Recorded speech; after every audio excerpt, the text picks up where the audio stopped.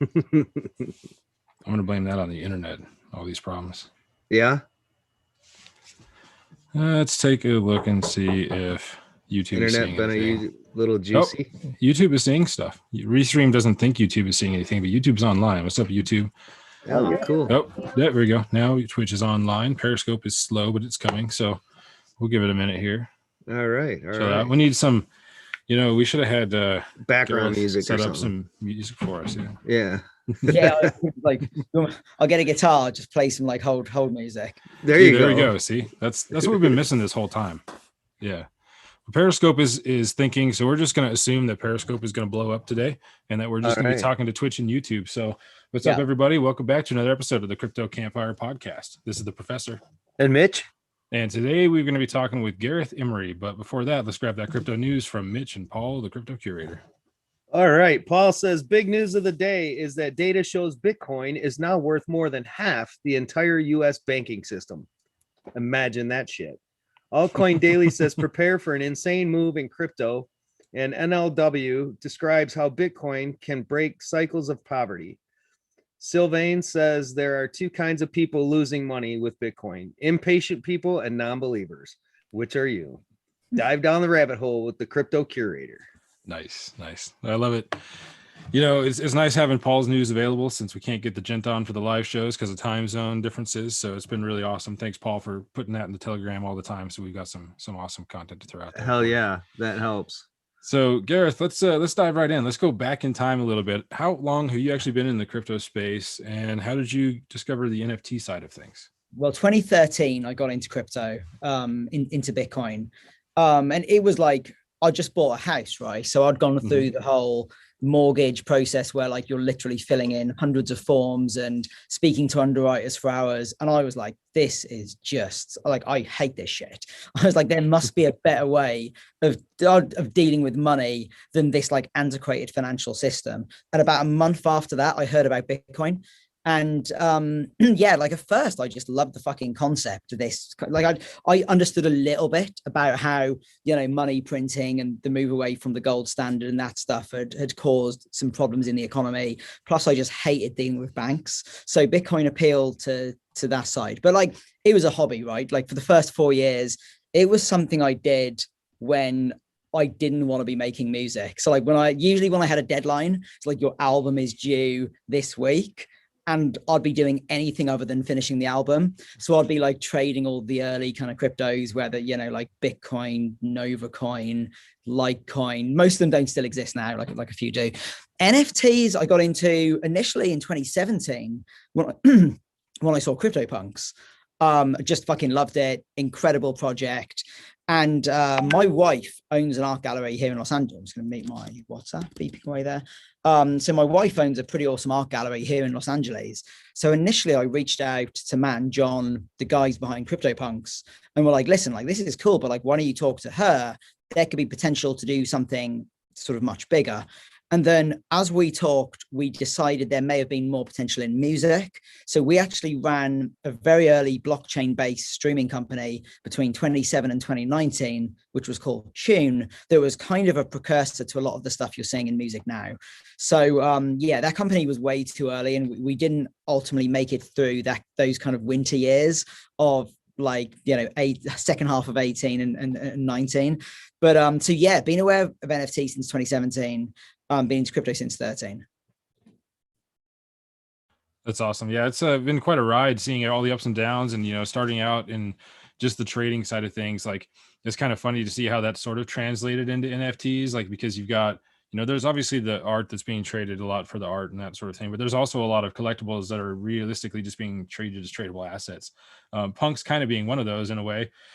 So we had G Money on here a while back. Of course, Snowfro, founder of Art Blocks, who's been way deep in punks. And so we've got to hear some of the interesting stories from the early days.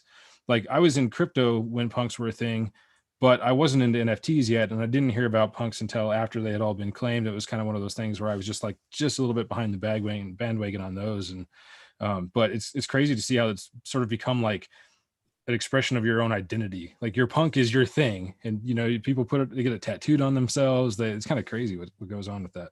Exactly. Yeah. I mean, I saw punks just after they had all been claimed, and that was 2017. So it was kind of a pretty bubbly time. So even then, the price of a punk when they initially went on the secondary market was like a grand or so.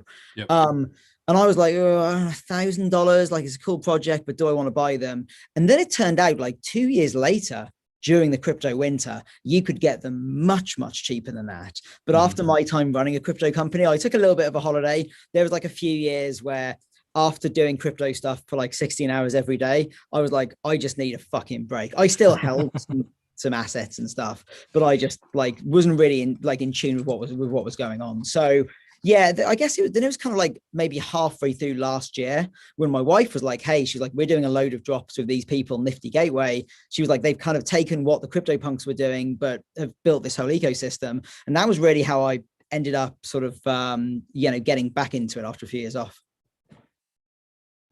That's awesome, man. It's so exciting to see how the market has moved and how things have just evolved and changed. And like you said, during 2018, when everything started to have its pullback, it really shook out a lot of people. I think it pushed away a lot of people that were in the market. And those of us that stayed through the bear market and fought through it, and built the whole time the bear market was going, I think are the ones that really can appreciate both sides of the market now. And it's different to be in a bull market after being in a crypto winter for so long, because your mindset has to change. In a crypto winter, you're like, this is just a shakeout. This is just a quick pump, it's a bear trap or whatever, or a bull trap, and now it's totally different. The mindset has to change because all the economics of everything that's happening is changing. Yeah. And I think that winter was so harsh because so much of the 2017 boom was kind of fueled by retail investors rather than institutions. So, people were buying Ethereum at like $1,200, $1,300, thinking it was going to go up forever because they'd seen it go up, from, under $100. And then when it dropped to like 800, it was like, oh, fuck, like I've just lost a third of my money.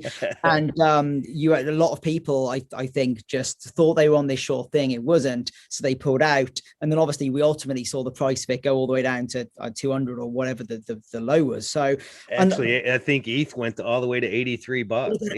It went that low, and wow. December of 18, I think ETH hit 83 or less. Litecoin hit 23, Bitcoin hit 31.8. Yeah, I know Bitcoin 3,100. Bitcoin, yeah, Bitcoin's low is kind of etched in my memory because I actually sold a little BTC at that level. Now I'd paid about $200, so I was still selling it for like 10x profit, but it still fucking kills me. Oh yeah. Because I needed some money in like the first half of, I think, 2019. I sold some BTC at like what was basically the bottom. I'm like, oh fuck, that's annoying. Yeah, selling the bottom is always a tough call. But I mean, if you need it, you need it. There's sometimes life just happens and gets in the way. But the chances of putting it back in after that, and it's kind of like spending crypto, right? For the last year and a half, 2 years, we were spending crypto. We were using it to purchase things. I was using Bitcoin to pay for my airline tickets. Yeah. I was using Litecoin to pay for things. And so, now everything's gone up so much. It's like, but the mindset at the time was, okay, it's an ecosystem. We need to use it. So if you're going to spend the money anyways, spend your Bitcoin, but then just go buy some more and replenish it. Right. And so that's kind of how that worked out. But I tell you what, the experience from it has just been incredible. And now these NFTs coming into this space, I mean, not just coming in, but becoming mainstream. Yeah. NFTs hitting the general public and people just exploding about them. And you see all these famous people coming into the space now for NFTs, and it's a big deal. And you got these big art houses and stuff that are, I mean, some of the largest, most prestigious art houses are dealing with NFTs now. Yeah. So, thinking about that and seeing how that all goes, that's just mind boggling, to be honest with you. It really is. And I think it's been transformative for so many artists, particularly digital artists who were kind of stuck doing client work before. And all of a sudden they're being able to, really monetize their work and kind of create their own economies, which is amazing, right? You really get to choose how many pieces to sell, and have some pretty innovative ways of selling their art, which would have been difficult to do selling it via galleries. So it's been for me, this is more exciting than 2017, because 2017, I think a lot of like the ICOs and stuff, we probably knew like a lot of them were not based on that much, as much as it was a very enjoyable period at the time. Whereas like art, it's pretty subjective, really, the value we place on it. And it's more fun. It is. So let me ask you, you mentioned that you were into crypto projects. What kind of projects have you been involved with outside of the NFT space, or have you not? The only one I've been involved in was Tune, which is the one I set up with Matt and John, who were also the creators of Crypto Punks. So that was essentially a music streaming platform based on the blockchain, kind of like SoundCloud on the blockchain. And the reason we did it is because the music industry is just a disaster in terms of how we pay artists. Yeah. It takes people like a year to get paid, despite the fact it's an industry that makes tens of billions of dollars annually. Something like 85% of all the money goes to intermediaries and middlemen rather than artists. It's disgusting. It's just gluttony and greed is all it is. It's a disgrace. Yeah. We have a royalty system that was built in the first half of the 20th century. And despite all the technology we now have, we've never got past that, because you have like the major labels, streaming service, the publishers, the collection societies are very invested in keeping things as they are. So, on Tune, we set out to solve a load of those problems. And we kind of did, right? Like there's stuff we had in 2018 that still doesn't exist now. So we had like smart record contracts that would split royalties between collaborators on a daily basis. We had monetized playlists. So you could like make a playlist and get a cut from when somebody played your playlist, you'd get like 10% of the royalties. All sorts of mad shit. So that was the projects I was involved in. And I ended up being CEO of that company for like a year and a half, 2 years. It was a very intense experience. It made me realize that like my calling is being an artist. I did not like having to go to an office for 10 hours a day. And I did not like always having to be available and answering to people. Like I like spending time on my own in the studio, but it was a great fucking experience. And I think we did good work, and the baton sort of got passed on. And a lot of projects have continued the sort of stuff we did. So while we're on the topic of like innovation in the music industry that is, sort of helped out and brought along with the blockchain, I'm sort of, my head is falling into Async Art's programmable music platform that they just released. Have you seen that at all? No, tell me about it. It sounds interesting. Are you familiar with Async Art at all and their programmable art concept? No. Is it sort of like a generative type thing, or no? It's more like the state changes based on programmatic elements. So instead of creating the art programmatically, it just changes. So say for example, you mint a piece that's got like 5 different elements in the piece. Yeah. There's a master layer, which is the whole artwork. And then individual people can buy individual layers or individual pieces. So like if there was a one element of the artwork you wanted to buy, you could own that, and then you could change it to one of the 3 or 4 different states that the artist has created. And then whatever state you put in place, that's what displays on the master canvas. So it updates based on the sub owner's choices, basically. Cool. Now they're doing that with music. So more or less that looks like you could own the chorus, and then you could actually, as an artist, you would create one song more or less, but every section could have like different verses, different choruses, things like that. And then you could own like a chorus, or you could own like the first 10 seconds, or there's a million different ways you could break it up, a million different ways you could do things, but then you could change that. And so the master actual song changes based on what somebody who owns like seconds 10 through 20 chose as their second, their music in that part. So it's kind of a really crazy thing, but that's where we're headed with this stuff. Hey, that's fucking cool, because like, and you could almost go back and rewrite a chorus if you figured out a way to make it better, and it would just like, and it would improve the song that everyone's listening to. Kind of like if you go and watch the Star Wars films, they're never the fucking same, the old ones, because George Lucas keeps going back and fucking with them and changing things, and it's pretty difficult to go and find the originals if you want to see the version you saw when you were a kid. So that's pretty fun. I got to check it out. Yeah, it's really interesting how it works. The nice thing about it is everything is like pre-done, so all of the different states are all done and minted right away, so it can't be changed at a later date because it's already on the blockchain. But you know, let's say you owned, let's use movies as an example, because you could do this with programmable movies, which maybe that's what their next thing should be.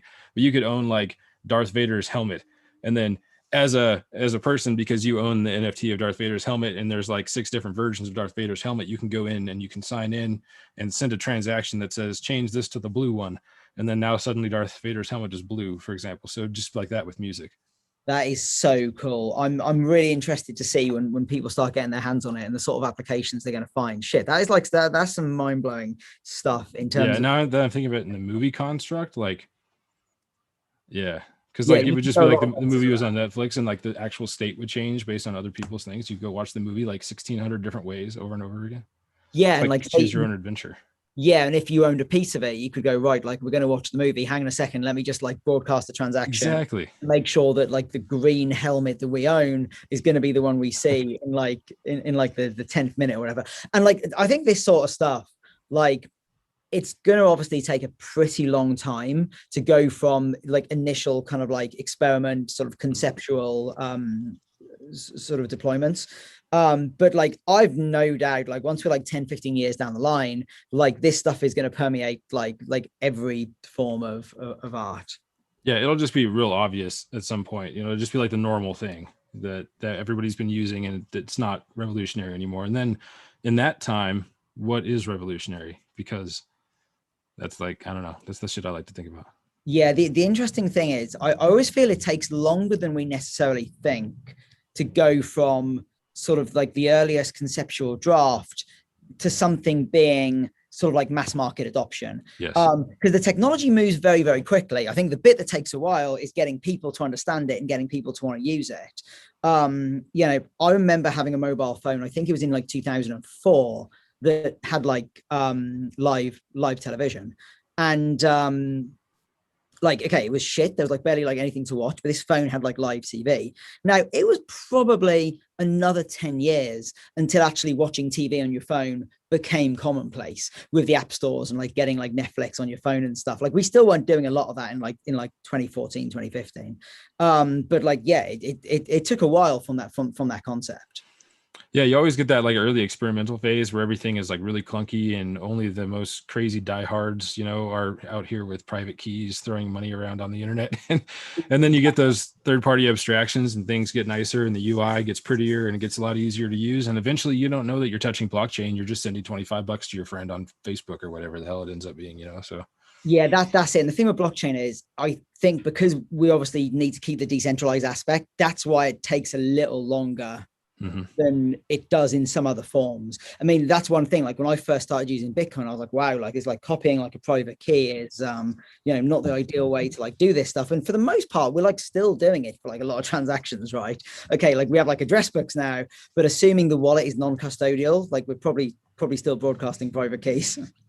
Yeah, exactly. The custodial thing is like the biggest difficulty to overcome to get to that real polished UI aspect. Is that like we can make really pretty easy to use stuff if it's custodial, but trying to maintain a non-custodial solution where people still can't easily screw themselves is quite difficult. Exactly. And I've always liked, I think the hybrid solutions can work pretty well, whereby you have like some level of custodial storage in order to just make the user experience easier and allow people that are not crypto native to come and get into it, sort of married with the ability to get your stuff out in a non-custodial sense, so you can basically store it safely, because you don't want to be leaving large amounts of assets in a custodial wallet, obviously. Exactly. That was for the professor, by the way. So okay, tell us a little bit about your album. So you're a musician, or do you just mix music, or what exactly do you do when it comes with the music side of things? So I'm like a record producer, songwriter, DJ. So I'm like a one-man band. Like I write music, I love it. compose it, and then I go out and perform it to people. So yeah, the whole process. So typically traveling around the world and playing like 150 shows a year in numerous different countries is what I do. It's been very strange and unique for me to have so much time at home as I have in the last year. That's exciting. That's really exciting. So, have you thought or considered doing anything with like parodies of music for cryptocurrencies? I mean, you've heard some of them, I'm sure. Yeah, so funnily enough, I had a music parody project a couple of years ago. And the project was called CVNT5. So like the V is like a U, and the 5 is an S. Okay. And this was like a parody project about like a kind of douchey DJ duo. Anyway, it ended up getting a life of its own, and Verizon, the mobile network, gave us like $2 million to go make a TV show out of it. So we ended up making a full 8-episode TV show. What? Insane experience, very stressful, amazingly fun. But I got the comedy out of my system with that project. Oh my God, that's awesome. I know quite a few people in this space that do music parodies, and they change up all the words to work with cryptocurrencies. Yeah. That's a lot of fun. That's, they're always good to listen to. And some of them are actually really damn good. Yeah, my friend John B, who's a drum and bass guy, he made a parody of the Elon Musk song that Elon Musk said he was going to sell this NFT, and John B made a remix of it that was just, he made the video as well, and it was way better than the original. Sadly, Elon never replied and never gave him permission to sell it, because I think he would have done really well with it. But yeah, it was sick. That's I have to check that out, because I've seen the original. I definitely haven't seen that version of that one. Yeah, his Twitter list. John B. Beta. Well, Okay. Beta if you're American. John B. BETA, and it is sick. It's so good because he's a really legit producer and an amazing video editor as well. So yeah, he did both sides of it. That's awesome. Yeah, definitely check it out. Yeah. So while we're talking about like your music and concerts and stuff, I always like to talk to people about how the pandemic has influenced their regular operations. I mean, it's changed everything for everybody. There's always something different. So especially in like a concert setting, it's got to be really difficult to manage that. So I've kind of seen some of the stuff about how there's little pods and stuff arranged at the concerts that you're going to be doing. How did it all play out, and what sort of difficulties did you have to overcome because of this? Yeah, well, I mean, we just did nothing. So for the first 6 months of the pandemic, everything was cancelled, and it was rough. It was like, probably 95% of my income just disappeared almost overnight. Now, in the end, things were fine because it turned out people went and spent a lot more money on things like merchandise and limited edition items. So financially, it worked out decently enough in the end. But like, it was just shit because, we have like touring crew and stuff who we were supposed to have jobs for, and all of a sudden we didn't. So like, it was kind of the human effects that was like the toughest on me. But we did get to do 7 drive-in shows here in Southern California, and those were amazing. So basically they were drive-ins, but people could get out of their cars, and each car had its own little section that was like roped off for that car only. That you had an app system that allowed you to get delivery of food, drinks. You could reserve a restroom place on the app, and people loved it. So we did 7 of those last year, and they were just amazing. Like getting back and being in front of a crowd was just beautiful. And they were really, really feel good nights. So then we're doing 1 pod party in about a month, which is like the next up from a drive-in, I guess, where people are on like the little like raised platforms you've seen.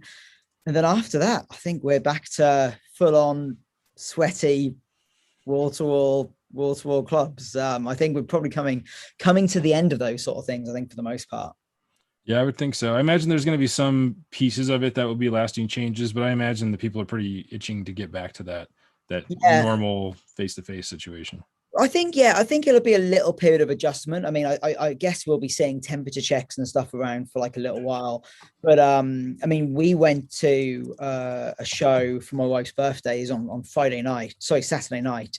And it was like a meal with a musical performance. So you sat down and you had like dinner, and then after dinner there was like an acoustic performance, and that was cool because it was like indoors, but like you had enough space. And I was like, this feels like a good middle ground before going back and doing the full experience, because it's a lot. Like once you've been used to cooping up and not getting close to other human beings, to be back in like a festival environment, like for me that would be a bit of a head fuck. We got to get back in gently, I think. Yeah, it's definitely going to be a slow process getting back into the typical grind, or getting back to the things how we used to do them. I don't think anything will ever go back to the way they were 100%. But I think we'll just do it, and we'll do it differently, and it'll be okay. You know, I think that's because we're human beings, and what do human beings do when situations arise, right? They adapt, they overcome, and they evolve. So I think those things are where we're in that stage right now where we're trying to overcome. And I think after the overcoming of everything, then we'll evolve into doing things a little bit differently. Yeah, I think what has been interesting, I think we've all discovered we're probably more social than we thought, even those of us that are somewhat introverted. And when the pandemic first hit, a lot of people were like, live is over. It's all about Zoom. We never need to go back to concerts. You know, look at all these Zoom concerts. We can enjoy them from our homes. This is the future. And that lasted about 6 weeks. Yeah. Then like after maybe 6 weeks, people are like, actually, no, live is like, there's people realize there's something about having large amounts of humans together, a certain energy you get, which you don't get through a computer. Now, by the way, I do also think when like real VR, i.e. it's like a fucking contact lens, or even the point where it's some sort of like Ready Player One direct into your brainstem type thing happens, okay, like that's going to be a game changer. But like we're a little off that. So I think people realize we do need live. We need to be in a room with other people. And you're right. I don't think things will ever go back to the way they were, and there'll be some good improvements. Like in my mind, having like hand sanitizer available like everywhere you go in the world, that's a good thing. The world, that is a good thing. Yeah, some people are just fucking yucky, and it's good. It's good to have. And it's going to take us a while to get over this, like collective. We'll have a bit of PTSD, right? And yeah, I've heard friends of mine who've gone, you know, I'm not going back out until it is 100% safe. And I've been like 100% safe from COVID or from anything, because like prior to COVID, you could still go out to a night and get sick. Like right. I've done it myself many times, and ultimately we may get rid of COVID. We're not going to get rid of all this other shit. So for me, I'm like, if we can get it back to like roughly a similar level of risk that it was before, I'm okay with that. I could tolerate that risk. Yeah, it's all about the risk. Go ahead, Professor. Sorry. No, you're good. Fine. Okay, well then we're just going to jump into something really, really critical and important. What kids movie has permanently scarred you, and why, Gareth? Permanently scarred me? Let me think. I mean, I can tell you the ones I love. Like Frozen 2 is fucking great. Coco. Have you seen Coco? I haven't. No. So good. That is probably my favorite kids movie. What?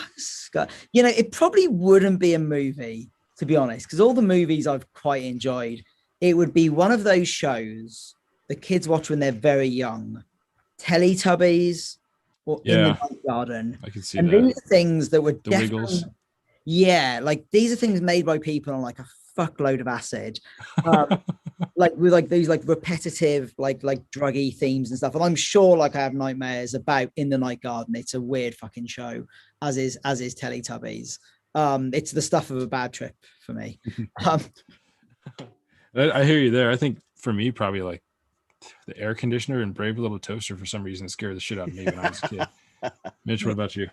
Little you're talking about movies that scared you, or just cartoon movies in general? What's your favorite? That have scarred you for life. That have scarred me for life. I would have to say, God, that would be like the new Batman that came out. Just kind of ruined everything for me.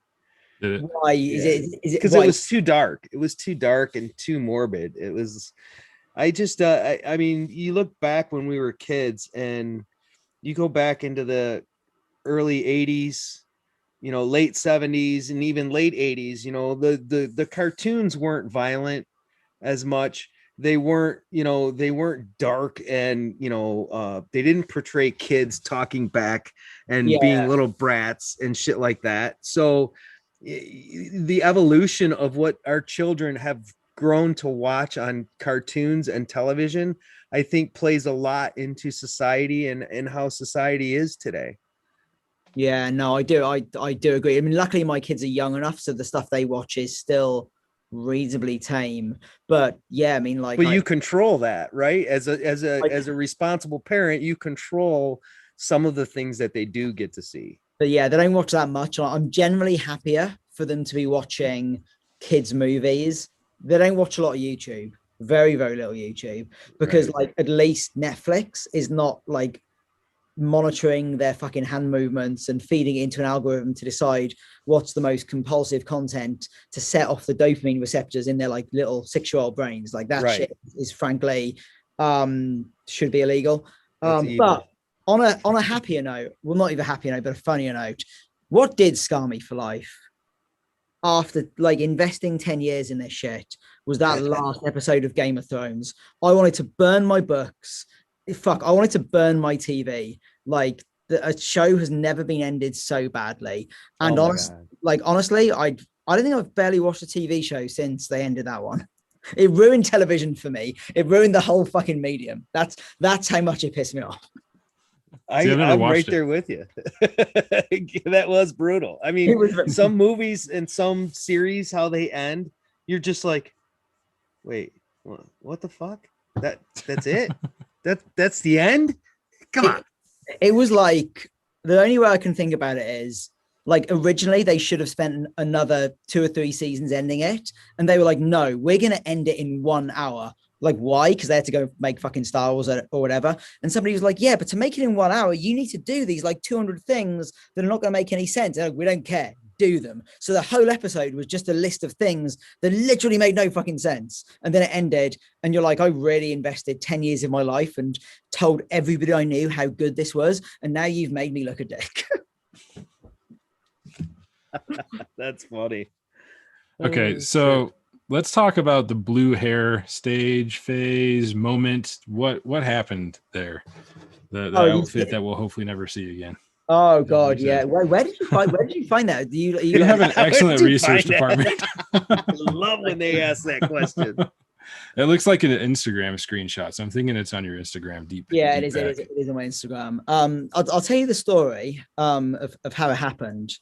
So we went to when I first started going raving, right? We went to a really fancy nightclub, and we were just told this nightclub was so fucking smart. Like, you had to have the smartest shoes, the smartest shirt. That was how you would get in. If you weren't like incredibly smart, you weren't getting in. And by the way, the person who told us this had literally no clue, but so we believed him. So we turn up, and I'm literally wearing like my best shoes, and we're in the line, and we're going, like, we're definitely getting in. Like, look at that dickhead behind wearing blue hair. Like, if anybody's not getting in, he's not. Guy behind's wearing like blue hair, yellow trousers, fucking fluorescent paint. So we're thinking like, we fucking sorted this. And we get to the front, and the girl's like, oh no, you can't wear suit style shoes, and you can't wear a shirt with a collar on. No, sorry guys, no, come back another time. And then blue hair guy, and he went. So this was the best club in the country. So the next time we went, we go, how do we make sure we're getting in? That fucker with the blue hair got it. We're having blue hair. And for the next year, every time we went back, we copied him. We had blue hair. We always got in. That's amazing. That's amazing. That's behind that picture. I love it. That's what you call adapting and overcoming. Precisely. I love it. You see a challenge, exactly, and you adapt to it. And then once we knew it and we knew the system, we started knowing some people. Then we realized actually you didn't need to have blue hair, and you could manage jeans and a t-shirt. But like, we had to go after our faux pas, turning up in our Sunday best. Like, we had to go to the other extreme first. Right. That's awesome. Well, maybe one of these days the blue hair will make a comeback for an NFT photo shoot or something. Maybe, yeah, it would be quite. I'm sure there's like a crypto punk that looks a bit like me with. Actually, yeah, I'm sure there probably is. You have to find that one. That'll have to be your punk forever. What I always joke is, because like even though I've known about NFTs for like 4 years, right, and like, but it took me like all this time to make my own project. I was like, look, I could have done it much more quickly if I was like, right, let's cash in on the trend. I would have made the rave punks. They would have been like the crypto punks, but they would all be ravers, and we would have made them and fucking thrown them out in like January or February, and it probably would have been a massive hit. But like, you got to do shit that you genuinely like and you can be proud of in like 10 years. So the rave punks never got made. Somebody may end up making them, but not me. iHodl made trash punks, which I would classify based on his style of trash art. You could call them rave punks because it's like really trippy, flashy colors and shit. Like IH0DL is his Twitter. You should check it out. It's I think I've seen his account. Yeah, I'm gonna go check out the trash punks. Yeah. It's funny because they took off and they're actually selling pretty hot right now. And I bought one from, I think you were on DK's podcast, Decline. Yeah. I bought his #1 zombie punk that he put out, and then that same day, iHodl released his first trash punk, and I had just blown all my ETH buying DKs and some other shit, so I didn't buy the #1 from iHodl, and that was the one I should have bought. Yeah, the only punks I kind of like FOMO'd into recently, it was kind of a cool project called the ASCII punks, which is I saw those. Yeah, and I think the reason I like them is they're completely on chain. It literally just the like OpenSea just takes the fucking bit of the chain and that makes them, so they look kind of like shit, but like to have like art that's completely on chain is very rare. So I just picked up like 4 or 5 of those because it was just such a unique project. But that's the only thing I kind of jumped into recently, I think. Yeah, I love OnChain Art. Artblocks is going to blow up for that reason, and a number of other platforms that are doing OnChain Art. It's already starting to get pretty good notice, but like that's as soon as resources become more available, computing power goes up, storage gets cheaper, that kind of thing. It makes it a lot easier to have on-chain art with a lot larger data. Once we solve gas fee problems, it makes it easier to write more information to the blockchain because it's incredibly expensive right now with gas fees. The more data you try to save into a token, the more it costs to mint it. And so it just becomes like astronomically expensive to write a full nice sized image to the chain. Like it's just not feasible right now. So as we move forward, then all of a sudden now we can have truly on-chain art with actual full resolution art and things like that. It's just a matter of getting past a few of those hurdles, but we're getting close. Yeah, I think that's the one thing we can really improve on right now, because like obviously I think it's fine. It's not fine given things are expensive, but it's easier to stomach that when you're selling like a high value product, right? So like, somebody like me that has like a decent fan base already, we can have like a reasonably expensive product, so you can kind of eat the cost. But ideally you want a situation where it's not costing you, $100 or even hundreds of dollars to like mint a piece of art. Like you want people to be able to sell these things for like, $5. And it still be worthwhile. And obviously there's the solutions that you see coming, whether it's side chains or just alternative chains that are proof of stake rather than proof of work. But yeah, we got to get there sooner rather than later. Exactly. It's a little better time. So let me ask you, if you could get any tattoo and have it be an animated tattoo, what would you get it of? I see my mind spinning on this question because I'm already thinking of a patch that you put on your arm that absorbs your energy and actually creates a little hologram on your arm, and you can change the tattoo like on a weekly basis and have it animated and moving on your arm. That would be kind of cool. There's few things I'd want to get tattooed. It would have to be one of my kids' names or like a Welsh dragon or something, because Wales is the bit of the UK where like I'm originally from, and the rugby team I support and stuff. It would have to be something like that. Animated, fire-breathing Welsh dragon. I have no tattoos. I'm quite like in the music industry, I'm quite unique because everybody else has got like massive collections of them. But I do love it. It's NFTs for some of us, right? It's NFTs. I do love a good tattoo. I just have not put any on me up to this point. And, to be honest, I'm also now too old. I think that's the thing. I feel like you shouldn't be getting your first tattoo at like my age. That window might have passed. Maybe it's the perfect age. It just means when you get older, it'll still look good.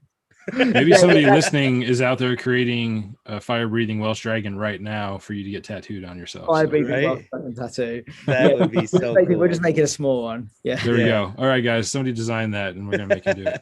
Benza would be all over that. I know. Oh, it. he probably would. His dragon, his chalk art dragon is insane. Okay, so we have a question that comes to you from Dan Pan, the man at the Art Gallery Auction House, and he wants to know what excites you most about NFTs and if you envision yourself being an active part of the community constantly. No, I'll definitely be part of the community. I mean, I'd probably definitely. It's been pretty intense over the past 2 or 3 weeks. I think the process of releasing like a major drop is similar to releasing like an album or something like that. So it's been a very intense few weeks, but I gotta say, like, the NFT community is such a nicer place than I used to find the crypto community. Just the level of kind of like mutual support between artists and the love. I mean, although I've been into crypto, like I said, 8 years, I never was particularly involved on like crypto Twitter or Telegram groups or anything, just because it just used to be so fucking toxic. And I was just like, oh, I'd rather just lurk and watch from the sidelines than be a part of it. And NFT sort of on socials and the community, very, very different, which I think is amazing. So yeah, I'm excited both to be a part of it when things are crazy, and also to be a part of it when things are not crazy, and to have that time of building and kind of laying down rails for the next period of madness. So yeah, that's when all the magic happens, that crypto winter period, right, where everything is slow and everybody who's here for the money is gone because their money's already gone, and everybody else is just here building and creating and having a good time. Well, that's it. And like, I mean, I have a sort of policy of never really trying to, I mean, I never give anybody like financial advice. This is just like personal experience. But whenever things go crazy, like they have, like friends who are not really into crypto text me and they're like, what cryptocurrency should I buy? And I'm like, none of them. And they're like, none of them? Why? And I was like, because you texted me to ask. I'm like, we're in the middle of a fucking, you missed the boat, lad. Yeah, I was like, we're in the middle of a crazy bull market. I was like, nobody knows when the top's going to be. You're going to have to be watch every fucking day to decide whether like things are topping out. And then you'll just be a pain in my ass, like asking me like myself. And they're like, right, when is the time to buy? I was like, the time to buy is when you see prices have been going up for a while, but nobody's talking about it. It's not in any, crypto is not in any of the major news, like media. There's been no stories about it. Nobody's fucking talking about it outside the crypto communities, but you see things are on the up. And like usually people are like, yeah, but that kind of sounds like we don't even know like if it's going to still be around. I'm like, exactly. That's why that's the time to buy. And people generally don't listen, and then they come back on the next bull market and ask the same question again. And then they buy a buttload of Bitcoin at $20,000 at November 2017 and wonder why it's not worth the same. That's it. And like you guys have like said earlier, quite rightly, if you're willing to stick around and hold through those bear markets, you're going to be fine. I mean, you know, right now, I think in Bitcoin, there probably, it's obviously close to an all-time high. So there's probably less than 10 days you could have bought Bitcoin in the last 10 years that would lead you to being underwater on your investment, assuming you'd held it. But sometimes you got to hold for quite a while, especially if you bought close to all-time high. And that's not easy. You know, like you were talking about earlier, where there's sometimes those expenses come up at like the worst times, and every once in a while you find yourself at the bottom selling shit, and you're like, what the fuck's going on? Which I think that also taught me a good lesson, which was when things are good to take a bit of cash out as well. Exactly. Not loads, but when you realize things are buoyant and it's good times, just take some money out, because it means you may not have to when things are low, when you really not going to want to have to sell it. Exactly. At the very least, take out what you put in, and then you're playing with house money. You know, 100%. Yeah. And with sorry, go ahead. I was going to say, with all of the DeFi happening and all of these new decentralized finance platforms out there, such as Celsius and crypto.com. And there's a few more that I don't really follow, but those two. And so those give you the opportunity to take, when you do cash out, right? So you cash out into USDC or you cash out into true US dollar, and you can actually stake that on these platforms, earn interest during that bear market, and then, you know, buy back when things get into a low, if you so choose. But at least you're earning interest. Banks today, come on. I've had $400 in a bank account for over a year, and I got 1 cent in interest. 1 penny. I know it's only $400, but still 1 penny. And you got these platforms paying out anywhere from 2 to 13% interest. Yeah, and it's like, but even if you were earning a couple of percentage points of interest, if it's not above the rate of inflation, your money's getting less and less. And I still think most people who are not kind of savvy in economics, most people just don't know that. Right. Your money will depreciate every single year. Like it's literally going down if it's not being the rate of inflation. Exactly. And the sad part is when we get into a situation where we're getting into now, where we got hyperinflation, there's no way to keep up with it.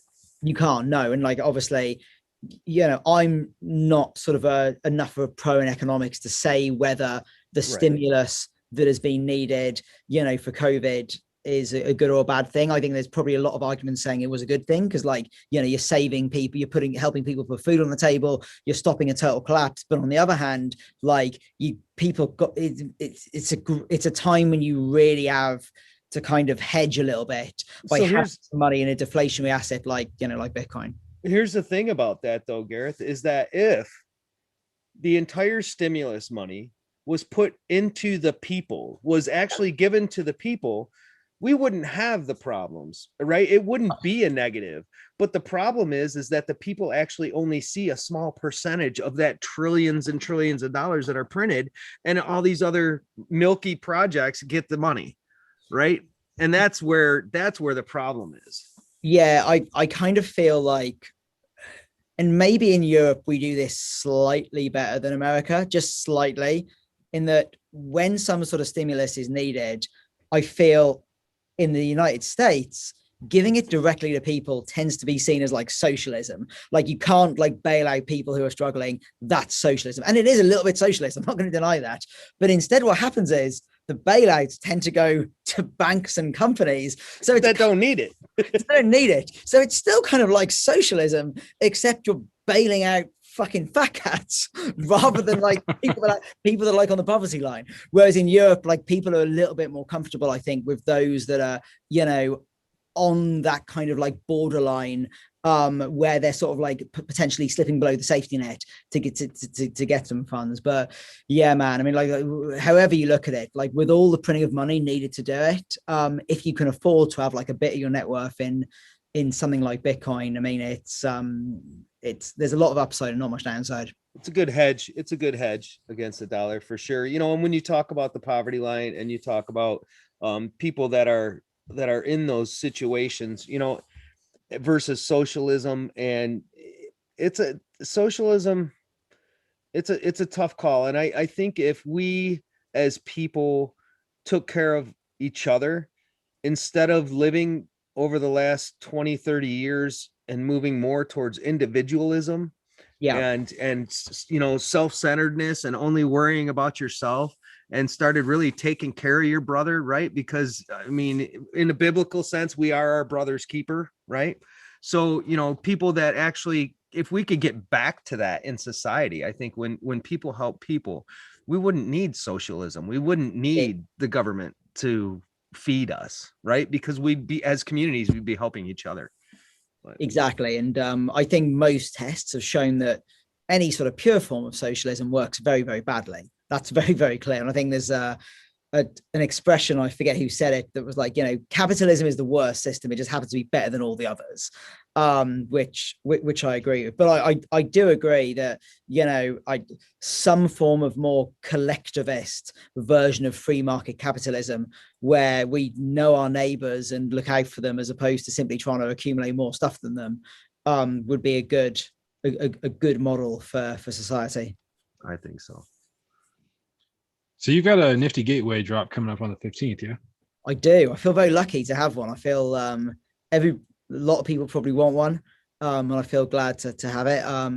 Yeah, it's called Laser City. So lasers are really my thing in terms of a live performance, right? We put on some of the best laser shows that you can see anywhere in the world, with hundreds and hundreds of perfectly coordinated lasers to like tens of thousands of people. So when I started looking at NFT art, I was like, what do I know? Like, what is a big part of my brand? And I was like, lasers. So essentially what we've done with this drop is we've filmed actual lasers putting on these mad shows, and then we've taken the recording of the lasers and sort of displayed them in these like 3D cubes inside various like virtual worlds. So it's a bit of a collision between like music and art, and both like actual lasers shot with video cameras and sort of like 3D generative art, which has been kind of cool. That's awesome. I love that. Are you guys doing open editions or just auctions? Or yeah, we literally have. So we literally have a bit of everything. So at the low end, we have a $1 drawing, because I wanted to make sure that everybody was able to come and have a crack at this, particularly because like I have a lot of people that support my music that have no idea what NFTs are. So I was like, I want these people to be able to come and have a crack at picking up one of these for $1. I'm hoping that goes to people that need the money, and then they can like flip it and sell it for like $5,000 or whatever. So yeah, we have those. We have a couple of other editions of 15. One is a silent auction. And then we have an open edition, which is 5 minutes. As many people who want it can get it. And then we have our the extreme other end of the offering, which is a 1-of-1 auction piece. But with that, we also have a sculpture. Well, you have a laser sculpture. So it's like a black chrome cube that like floats on this kind of like triangular base that looks a bit like the cube in the artwork, but it also contains a real festival power laser that blasts out of the cube and displays the associated NFT with actual laser beams. So this is going to be sick. I can't wait. So that's the bonkers bit of the project. So like whoever wins the auction, they get that cube, the laser sculpture, and then they also get to come to one of our laser shows and watch their NFT get performed to like 10,000 people. So yeah, we have like, I wanted to make sure we had like the very cheap entry level, basically as free as like we could make it, plus the kind of insane offering at the other end. All right. So speaking of one of your shows and speaking of one of these laser shows, what are the chances of the Crypto Campfire coming to cover one of your shows for the Twitter and for the social media? Come along. We got you. As soon as we have one in your neck of the woods. Yeah. Where are you guys based? It don't matter. We'll travel. Okay. We're ready to travel.